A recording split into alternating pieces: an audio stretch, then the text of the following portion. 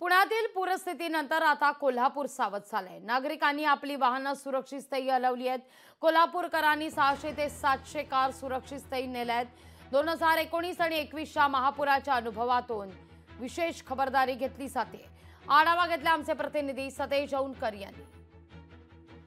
पंचगंगेची पाणी पातळी ही झपाट्याने वाढत आहे। त्यातच पंचगंगा नदीने काल धोक्याची पातळी ओलांडल्यानंतर कोल्हापूरला महापुराचा फटका बसणार हे नक्की झालेलं आहे। त्यामुळे आता नागरिक देखील जागरूक झालेले आहेत।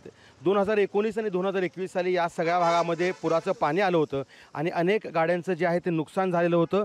या पार्श्वभूमीवर आता या परिसरातील पूरग्रस्त नागरिकांनी आपल्या गाड्या ज्या आहेत ते महावीर कॉलेज परिसरात असणाऱ्या रस्त्याच्या दोन्ही बाजूला लावल्याचं आपल्याला चित्र दिसून येतं आहे। दोन्ही बाजूला मिळून एकूण 500 ते 600 गाड्या आहेत ते लावलेले आहेत। हा सगळा जो परिसर आहे तो खरं तर उच्चभ्रू परिसर म्हणून ओळखला जातो। यामध्ये अनेक उच्चभ्रू नागरिक राहतात।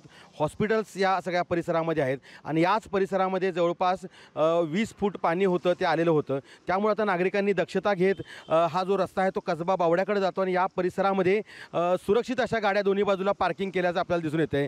गेल्या वर्षी म्हणजे अर्थात 2019ला आलेल्या आणि 2021ला आलेल्या महापुरामध्ये या सगळ्या गाड्या बुडल्यामुळं हजारो कोटी रुपयांचं नुकसान आहे ते झालेलं होतं। या पार्श्वभूमीवर आता पूरग्रस्त नागरिक सतर्क झालेले आहेत आणि या पुरातून आपल्या गाड्या कशा वाचतील यासाठीचा जो प्रयत्न आहे तो हे नागरिक करताना दिसून येत आहेत। आणि कालपासून या नागरिकांनी या सगळ्या महावीर कॉलेजच्या परिसरात असणाऱ्या दोन्ही बाजूला आपल्या गाड्या सुरक्षित लावल्याचं दिसून येत आहे।